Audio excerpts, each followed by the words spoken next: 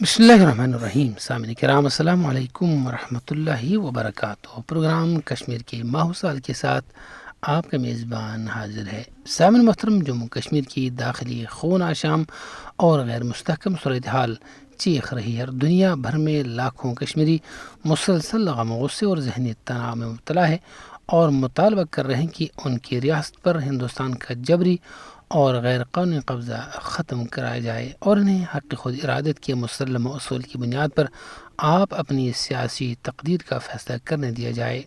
انجمن اقوام متحدہ کے پاس وہ عالمی اختیارات ہیں جن کو استعمال کرتے ہوئے وہ عالمی اور علاقائی امن کو درپیش خطرات کا سدباب کر سکتا ہے. ان مسائل میں عالمی ادارے کو سلیکٹو کردار ہرگز زیب نہیں دیتا. ہندوستان کے جارحانہ اقدامات اور کشمیر کے خلاف اس کی شروع کردہ جنگ اور جنگی جرائم کی وجہ سے ایک مدت سے سرزمین کشمیر ایک آتش فشاں پہاڑ کی طرح لاوا ابل رہی ہے جس میں معصوم انسان بسم ہو رہے ہیں.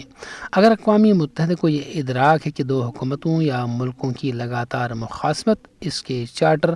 اور عالمی امن کے لیے خطرناک ہے، اسے یہ کیوں نظر نہیں آتا کہ ہندوستان کشمیر میں کیا کر رہا ہے اور انسانیت کے خلاف کن کن جرائم کا مرتکب ہو رہا ہے. اقوام متحدہ کو اب تک منقسم جموں کشمیر کی انسانی حقوق اور سیاسی تنظیموں، عالمی انسانی حقوق کے اداروں اور خود اپنی تنظیموں نے رپورٹوں اور سفارشات کی شکل میں جو نادر اور ہوشربا معلومات فراہم کی ہوں گی، وہ اس امر کی متقاضی ہیں کہ کشمیر میں ہندوستانی حکومت کے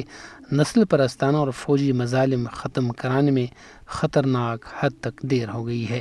کشمیر مزید دیر کا متحمل نہیں ہو سکتا. 1947 میں ہندوستان نے اس ریاست کو کس طرح اپنی فوجی طاقت سے مستا، 1960 کی دہائی سے 1990 کی دہائی تک اس نے کتنے ظالمانہ صدارتی فرمان جاری کیے اور کس طرح 2019 سے اس نے اپنے وحشانہ اقدامات کو ایک اور تعویل اور طرح دے کر کشمیر کو اپنے وطن اور شہریت سے محروم کرنے کا ایک سلسلہ شروع کر دیا. اب تک ہندوستان کے تمام مظالم اور جابرانہ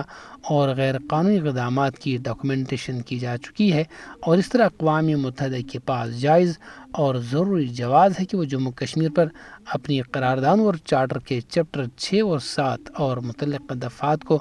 متحرک کر سکتا ہے، کیونکہ ہندوستان نے اب تک رائے شماری کرانے کا موقع دیا اور نہ مصالحتی یا ثالثی کی تجاویز مانی اور دو طرفہ مذاکرات میں بھی ایک غیر لچکدار رویہ اپنایا. قطع نظر اگر اقوام متحدہ جموں کشمیر میں ہندوستان کی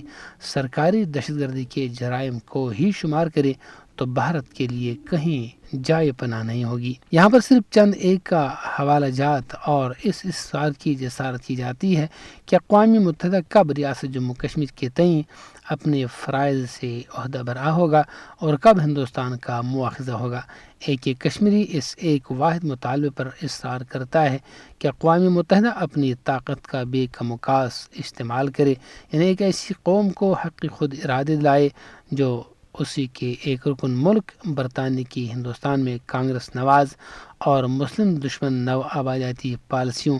اور 1947 میں متعصبانہ کشمیر پالیسی اور دوسرے رکن ملک روس کی طرف سے کشمیر میں رائے شماری کرانے کے خلاف ویٹو کرنے سے لٹک گیا. یوں تو ہر انسان کی جان قیمتی ہوتی ہے اور والدین کی اولاد ان کی آنکھوں کا نور ہوتا ہے جس کی تلافی نہیں ہو سکتی. اس لیے ہمارے لیے یہ مشکل ہے کہ کشمیر کی مصیبتوں کی دستاویزات میں کس اسٹریٹجی کا انتخاب کیا جائے، یہ جتلانے کے لیے کہ اقوام متحدہ عالمی اداروں اور عالمی طاقتوں کے لیے کشمیر پر پھرتی کے ساتھ اپنے فرائض نبھانا کتنا اہم ہے. 1990 سے جموں کشمیر کی سیاسی تاریخ آگ، خون اور شرمناک مظالم اور زیادتیوں کی سیاہ ترین تاریخ ہے، جس میں صرف بندوق اٹھانے والا ہی نہیں مارا جاتا ہے، وہ بھی مارا جاتا ہے جو دنیا کی محفلوں سے اکتا گیا ہو اور گھر کے کسی گوشے میں خاموش بیٹھا ہو، وہ بھی جو اپنی دکان، کھیت، سکول، پلے گراؤنڈ، عدالت میں اپنے کام میں مصروف ہو. فوج یا police, armed force special powers act اور دیگر ایسے ہی قوانین کا ناجائز اور سفاکانہ استعمال کرتے ہوئے ہزاروں بے گناہوں کی قیمتی جانیں بھی لی گئی ہیں۔ کیا وہ کشمیری خواتین بھی مسلح تھیں جن کے گھروں میں فوجی اور نیم فوجی دستے داخل ہوئے اور سفاکانہ گینگ ریپ کے مرتکب ہو گئے؟ خواتین کی آبروریزی شک و شبہ یا بغیر شک محض ریوارڈ، رینک یا نقد انعامات کی لالچ یا وعدے کی بنیاد پر اب تک لاتعداد کشمیری اپنے اپنے گھروں سے جبراً اٹھائے گئے، غائب کیے گئے اور گمنامی کی موت مارے گئے۔ گرفتاری کے بعد بھارتی ظالم اور سفاک فوج اور پولیس کے تعذیب خانوں میں موت کی نیند سلا دیے گئے، ماورائے عدالت قتل کا شکار کر دیے گئے، دور دراز پہاڑوں، نالوں، جھیلوں اور دریاؤں میں پھینک دیے گئے اور ان کے والدین کو ان کی میتوں کی تجہیز و تکفین اور قبروں سے بھی محروم رکھا گیا۔ صرف ان کی مائیں اور باپ تادم مرگ آنسوں بہاتے رہے، بیابانوں اور عدالتوں اور پولیس تھانوں کی خاک چھانتے رہے کہ گرفتار کرنے والے اور غائب کرنے والے کم از کم ان کے جگر پاروں کی آخری آرام گاہوں یا مقتلوں کے نشان ہی دکھاتے، جہاں پہنچ کر وہ گریہ زاری کرتے، خاک چومتے اور فاتح خوانی کرتے۔ اقوام متحدہ اور انسانی حقوق کونسل اور عالمی علاقائی ہیومن رائٹس اور اداروں کو اس کے تمام اعداد و شمار فراہم کیے گئے ہیں اور مقامی انسانی حقوق کے اداروں کے پاس یہ دستاویزات موجود ہیں، اور ہندوستان کی حکومت، فوج، نیم فوج اور پولیس حکام اور متعلقہ انٹروگیشن کیمپوں کو علاقہ وار یہ تمام خفیہ معلومات ہیں، اور اس کے علاوہ شہید کیے گئے جن والدین نے مقامی تھانوں اور عدالتوں میں FIR اور مقدمات دائر کیے ہیں، وہ جائے واردات اور پس منظر اور تہ منظر کے عینی گواہ ہیں۔ اقوام متحدہ کا فرض یہ نہیں ہے کہ وہ سرکاری حکام اور حکومتی نمائندوں ہی کی رپورٹوں کو وزن دے، بلکہ عالمی ادارے کی بقا کی ضمانت انسانی حقوق کے تحفظ اور سرفرازی میں پوشیدہ ہے۔ جموں کشمیر ایک ایسا عالمی موضوع ہے جو ابتدا سے ہی اس کی فائلوں اور دستاویزوں سے جڑا ہوا ہے۔ اگر ایک بھی ایسا واقعہ ایک ٹیسٹ کیس کے طور پر لیا جائے تو اقوام متحدہ کو یہاں حصول امن اور تلاش حل کے راستے پر آگے بڑھنے میں ضرور مدد ملے گی۔ مقامی آبادی میں زیادتیوں کے ہر ایک کیس یا حادثہ غم کی یکساں اہمیت ہے، لیکن انسانی حقوق کے عالمی اداروں اور مبصروں کی نگاہ میں بعض انسانیت سوز واقعات کو نمایاں اہمیت ملتی ہے، جن پر اقوام متحدہ نوٹس لے کر ہندوستان کو انتباہ کر سکتی ہے اور اس کا مواخذہ بھی کر سکتی ہے۔ یہاں چند ایسے واقعات کو اجاگر کیا جاتا ہے جن سے پتہ چلتا ہے کہ بھارتی فوج کس درندگی اور سفاکیت پر اتر آئی ہے۔ نمبر 1، گاؤں کدل، بانڈی پورہ سوپور مسافر بس، ہندواڑہ بجبہاڑا کے 1990 کی دہائی میں اجتماعی قتل، کنپوش پورہ اجتماعی زیادتی کیس، آرمی کے جعلی مقابلے اور قتل، پتھری بل سن 2000، پڈرو 2006، مسل جعلی مقابلہ 2010۔ ان میں سے ایک بھی کیس میں کسی بھارتی درندہ صفت فوجی کو سزا نہیں ملی۔ مچھل جعلی مقابلے کے خلاف 2010 میں زبردست آرمی مخالف تحریک برپا ہوئی، چنانچہ پولیس تحقیقاتی رپورٹ میں انکشاف کیا گیا کہ انڈین آرمی کے 3 جوانوں نے ایوارڈ حاصل کرنے کی لالچ سے جعلی مقابلہ کا ہوا کھڑا کر کے 3 کشمیریوں کو گولیوں سے بھون ڈالا۔ تینوں بدقسمت راجوری سے تعلق رکھتے تھے اور مزدوری کی تلاش میں شوپیاں گئے تھے۔ امتیاز احمد، ابرار احمد، محمد ابرار ان کے نام تھے۔ اسی بنا پر 2014 میں انکوائری کورٹ نے بتایا کہ ملزم فوجیوں نے سپریم کورٹ کی گائیڈ لائنز کی خلاف ورزی کی اور آرمڈ فورس ایکٹ کے تحت اختیارات کا ناجائز استعمال کیا۔ چنانچہ 5 فوجیوں کو عمر قید کی سزائیں دی گئیں، لیکن 3 سالوں کے بعد ایک ملٹری ٹریبونل نے یہ سزائیں معطل کر دیں۔ ستم بالا اشتمی کی ان کی میتیں بھی شمالی کشمیر کے ایک دور دراز قبرستان میں دفنائی گئیں۔ ایک اور دلخراش واقعے میں 29 دسمبر 2020 کو سرینگر کے مضافاتی علاقے لاوی پورہ میں راشٹر رائفلز 2 نے محاصرہ تلاشی کے دوران ایک مقابلے میں کئی نوجوان اعجاز مقبول گنائی، اطہر مشتاق پلوامہ اور زبیر احمد لون گولیوں سے شہید کر ڈالے۔ اطہر کی عمر 16 سال تھی اور کلاس 2 کا طالب علم تھا۔ ان میں سے کسی ایک کا بھی عسکریت کے ساتھ دور کا بھی واسطہ نہیں تھا، جبکہ سوشل میڈیا کی رپورٹوں کے مطابق ایک شہید کے گھر والے اپنے ایک دیگر گوشے کے لیے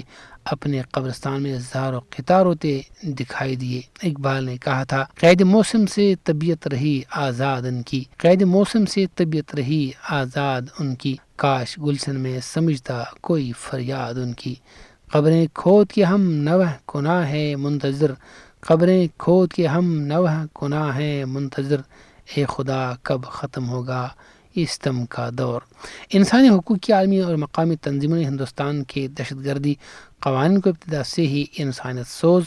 اور مجرمانہ قرار دیا ہے، اور اقوام متحدہ کے چارٹر اور عالمی منشور سے متصادم ٹھہرایا۔ اور armed forces special powers act کے نفاذ اور استعمال کے بارے میں تو ایمنسٹی انٹرنیشنل کا کہنا ہے کہ یہ قانون پولیس کو ماوراء عدالت اختیار دیتا ہے۔ اسلامی تعاون کی بین الاقوامی تنظیم OIC، اقوام متحدہ کی انسانی حقوق کونسل UNHCR کے علاوہ مقامی، علاقائی اور بین الاقوامی انسانی حقوق کی تنظیموں کی سکہ رپورٹیں ہیں کہ جموں کشمیر کے ہندوستانی غیر قانونی مقبوضہ خطے میں کسی مواخذے کے بغیر سخت گیر کالے قوانین کو شہری آبادیوں میں بھی عام شہریوں کے خلاف بے دریغ استعمال کیا جاتا ہے۔ ان قوانین میں غیر قانونی سرگرمیوں سے متعلق act, armed force special powers act وغیرہ شامل ہیں۔ بارہا غیر جانبدار اداروں، تنظیموں اور اعلیٰ عدالتوں کے غیر ملکی ممبروں نے بھارتی حکومت سے درخواست کی تھی کہ انہیں جموں کشمیر کا دورہ کرنے اور عام لوگوں سے ملنے کا موقع دیا جائے، لیکن دہلی نے ایسی اجازت دینے کی کبھی ہمت نہیں کی، اسی وجہ سے بین الاقوامی ادارے اور رائٹر، مبصر اور صحافی یہ نتیجہ اخذ کرنے کے لیے مجبور ہیں کہ کشمیر ہندوستان کا ایک جنگی تھیٹر ہے جس میں قوانین اور قواعد و ضوابط حکومت ہند اور افواج ہند کی منشا کے مطابق چلتے ہیں۔ ہندوستان کی اس وحشی لا قانونیت اور جنگل کی اندھیر نگری کی ایک اہم خصوصیت یہ ہے کہ اس کا اطلاق ہر اس کشمیری مسلمان پر ہوتا ہے جو کسی بھی وجہ سے تعلیم یا تجارت یا روزگار وغیرہ کی بنیاد پر